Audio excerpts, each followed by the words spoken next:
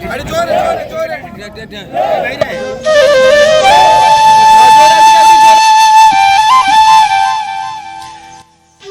जगन्नाथ। महाप्रभु श्री जगन्नाथ होउछंती भावर ठाकुर और सबର संस्कृति होछि तांकर आदिपीठ।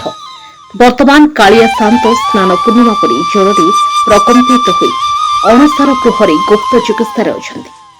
आ एतिकी बेले आराध्य देवतांक असुस्थता खबर पाई चुप बसिरहंती सबର बा विश्वपसुंक वंशधर।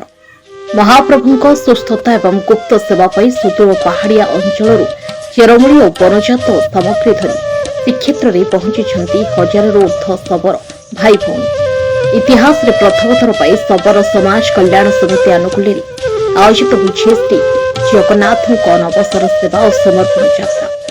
सुदूर रायगड़ा कोरापुट और गजपति जिलार प्राय 1200 शबर भाई भौणी निजर पारंपरिक पोशाक परिधान कर पूरी बड़दाण्डर एक भव्य पटुआर आसिछंती। सेमाने महाप्रभुंक उद्देश्य जंगल संग्रह करितबा सुआ घांटिया जन्हा मांडिया कांगू सांगकू जामुकुड़ी हरड़ा पहाड़ा सपुरी पणस आंब और कदली भली अमृत सम फलमूल आनिछंती।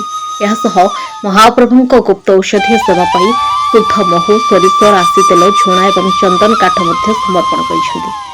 शबर समाज कल्याण समिति पक्षर अणाଯାଇଥିବା समस्त पवित्र वनजात सामग्री को श्रीमंदिर वरिष्ठ दैतापति सेवक विश्ववत्स विनायक दास महापात्र जरिए महाप्रभु उद्देश्य अर्पण कर निर्देश क्रमे यह समस्त फलमूल चेरमूली को श्रीजीव अणसार गृह को पठाई दि जाए। अवसर में समितिर सभापति भावविह्वल होती महाप्रभु होती मूल देवता जी आज श्रीमंदिर में विराजित हो 56 कोटी भोग खाऊंट। तेणु निज आराध्यों जंगल शुद्ध फल आनी से धन्य होती।